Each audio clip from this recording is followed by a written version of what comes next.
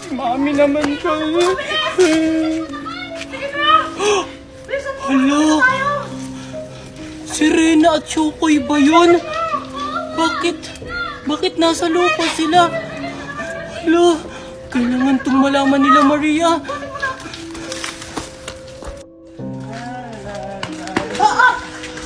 Aray! Ikaw talaga, Junjun, hindi ka nag-iingat. Bakit ka ba nagmamadali? Tumingin ka naman sa dinadaanan mo. Sorry, Maria. Kasi kaya ako nagmamadali.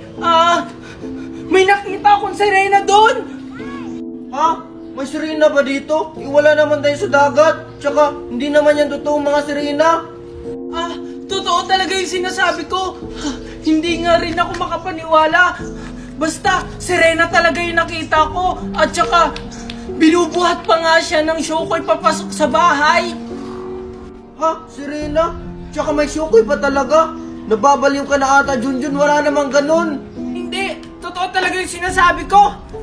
Para maniwala ka, halika! Ano ba, Junjun? Tingnan mo na lang kasi, Maria. Saan ba? Ayun sila, oh. Tingnan mo, pinapasok ng Chokoy yung sirena. Hala, oo nga. Maria! Junjun! Alexa, bilisan natin kasi nakita tayo ni Maria na Junjun! Hintik na tayo dun. Kaya nga. Di ba? Nananakit ang Chokoy, Maria. Anong gagawin natin? Baka sundan tayo. Hindi naman siguro, kasi wala sila sa dagat.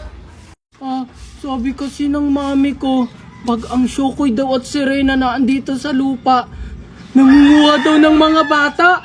Tara na, Maria, umuwi na tayo. Talaga ba, Junjun? Sige, tara na, huwag ka namang manakot. Sige, tara. Buti naman nandyan na kayo. Huwag na kayo magpanggap dahil alam ko na. Tinawagan ako ng teacher nyo. Pinapapunta daw ako sa principal's office. Nakipag-away daw kayo. Ano na naman ba ang problema nyo? Kasi po, Kasi daddy, si Megan at saka si Kuya Junjun nakipag-away sa kaklase nila. Si Megan nakipagsabunutan po, tapos si Kuya Junjun nakipagsuntukan. Ikaw nga nagkipag-away din! Kasi po, daddy, binubuli po kami sa school. Wala daw po kaming mama. Tama na, huwag na kayo magturuan. Nakalimutan niyo yung pinag-usapan natin. Kasi daddy, hindi na namin mapigilan. Sobrang sakit na po kasi ng pinagsasabi nila sa amin. Oo nga po. Kahit na, dapat hindi nyo na lang pinatulan. Nakalimutan nyo na ba yung sinabi ko sa inyo na wag kayo magpapa-apekto sa sasabihin ng iba? Buti naman nakarating na kay Sir Marco. Magandang araw po, ma'am. Magandang araw din. Pinatawag kita, Sir Marco, para kausapin ka about sa mga anak nyo. Ano ba nangyayari sa inyo? May family problem lang po, ma'am. Hindi naman ganyan yung mga anak ko dati. Ganun ba? Dapat, Sir Marco, pinagsasabihin niyo yung mga anak nyo. Hindi naman ako nagkulang na pangaralan sila, ma'am. At hindi ko din sila masisisi kung bakit sila nakikipag-away dahil sa mga masasakit na sinasabi nila sa mga anak ko. Ganun ba, Sir Marco? Pasensya ka na. Huwag kayong mag-alala. Pagtutuunan namin ng pansin yung mga ganitong mga problema para makatulong sa anak mo. Sige po, ma'am. Sana rin po yung mga nangbubuli sa mga anak ko, pagsabihan nyo rin po sila. Makakaasa po kayo, Sir Marco. Junjun! Mister, wala naman si Junjun dyan eh! No, Martes, I saw Junjun over there! Nestor, paano na yan? Wala naman talaga si Junjun dyan eh! Don't worry, Marites!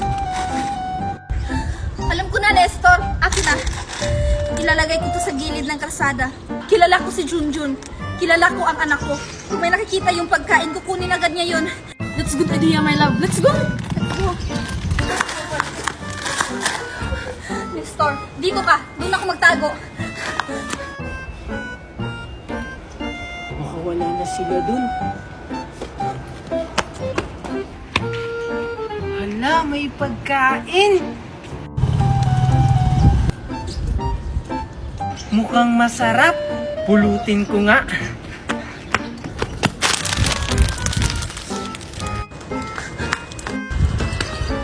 Wow, ang sarap! Mami, Toto Nestor, ano pong ginagawa niyo sa akin? Anak, tsaka ko na ipapaliwanag ang lahat. Sumama ka na lang sa amin para hindi ka na masaktan. Sige, Martes, let's go. Ayoko sumama sa inyo! Rilo kayo dyan! Hello po! O ano, iho? Ipapayag mo ba yung rilong mong yan? Opo, ipapaayos ko po sana to. Kasi lagi po akong nalilate. Eto po, oh. Ay naku, iho. Hindi na to maaayos. Kailangan mo nang bumili ng bago. Ah, ganun po ba? Sige po. Pero kung bibili po ako, sana yung kayang pigilan yung oras kasi lagi na lang po akong nalilate. Ah, yun lang pala yung gusto mo. Sige. Ito. Wow! Ang ganda naman po nito. Pag po ba ginamit ko to, hindi na po ba ako malilate? Bakit hindi mo itry? Ah, sige po. Wait lang po. Hindi po ba ito mahal? Kasi ang ganda-ganda eh. Huwag kang mag-alala, iho. Sa'yo na yan. Huwag mo na yung bayaran. Ha? Talaga po? Libre na po to? Ah, maraming salamat po. Sigurado akong hindi na po ako malilate nito. Bye-bye po! Sige, sa susunod. Paalam!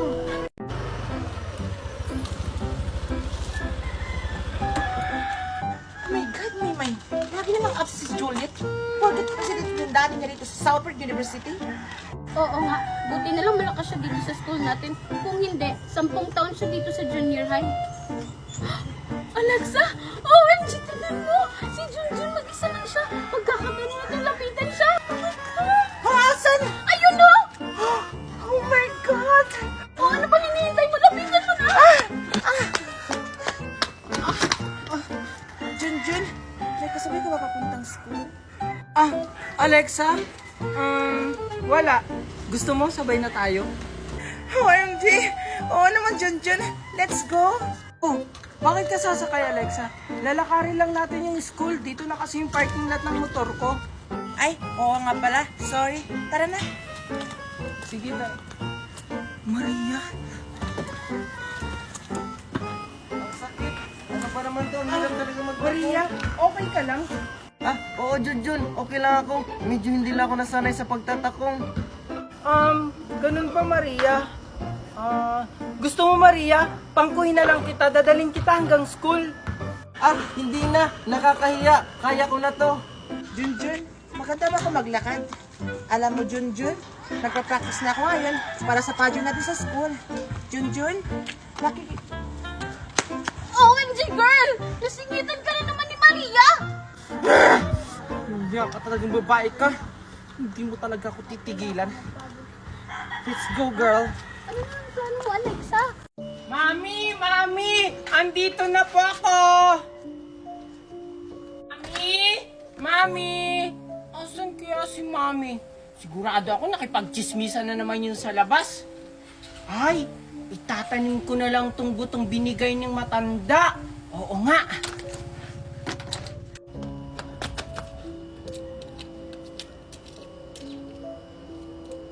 Asan kaya yung si Mimay? May tatanong sana ako sa kanya. Ala, si Junjun yun ah. Ano kayang ginagawa niya dun? Wow! Sana all, hardinero na pala si Junjun. Hoy, Junjun! Maria? Ano yun, Maria? Hardinero ka na pala ngayon, Junjun. Ah, ano ba yung tinatanim mo? Wala. Ito yung binigay sa akin ni Mami na buto ng kalabasa. Sabi sa akin, itanim ko daw para mamunga. Ay, kalabasa yung tinatanim mo. Hindi ako kumakain yan. Eh ano naman, hindi naman ikaw yung kakain nito pag namunga. Kahit na, pangit pa rin yan. Makaalis na nga, hahanapin ko pa si Mimay. Sana totoo yung sinasabi ng matanda. Lola, bakit ka nakapasok dito sa bakura namin? Napaalalahanan lang kita. Diligan mo araw-araw at alagaan mo yung buto na nakuha mo sa mansanas na binigay ko sa iyo. Opo Lola, aalagaan ko po yun at didiligan araw-araw. Titingnan ko kasi kung anong klaseng buto yung binigay mo sa akin. Basta, alagaan mo yan anak. Yan yung magbibigay tulong sa inyo. Sige po Lola. O sige anak, alis na ako. Lola, saan ka pupunta? Hindi po dyan yung daan. Dito po. Ay, oo nga pala. Lola? Nawala na naman ulit si Lola. Nakakatakot naman.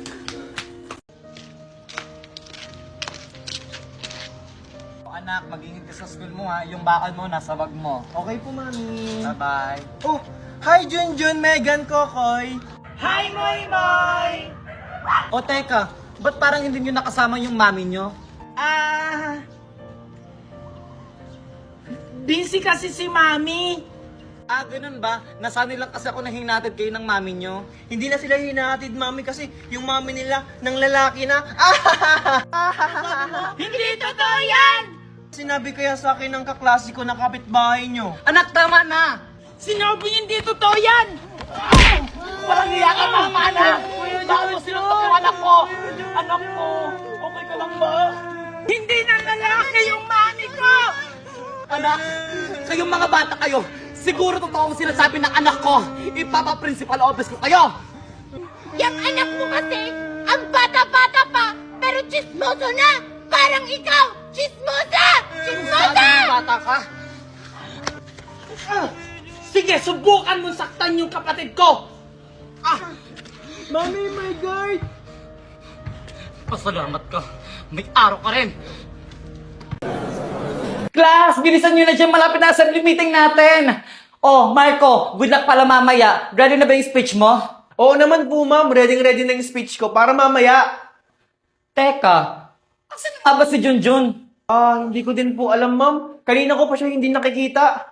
Ah, ganun ba? Baka nagsasaulo para sa speech niya mamaya. O class, tapos na ba dyan? Asa na kaya yung dalawa? Nagawa na kaya nila yung plano? Marco! Oh, nagawa niyo ba yung pinapagawa ko sa inyo? Siyempre naman! Kami pa! Good afternoon, everyone! Ready na ba kayo pakinggan ang plataforma ng mga tatakbong presidente ng school natin?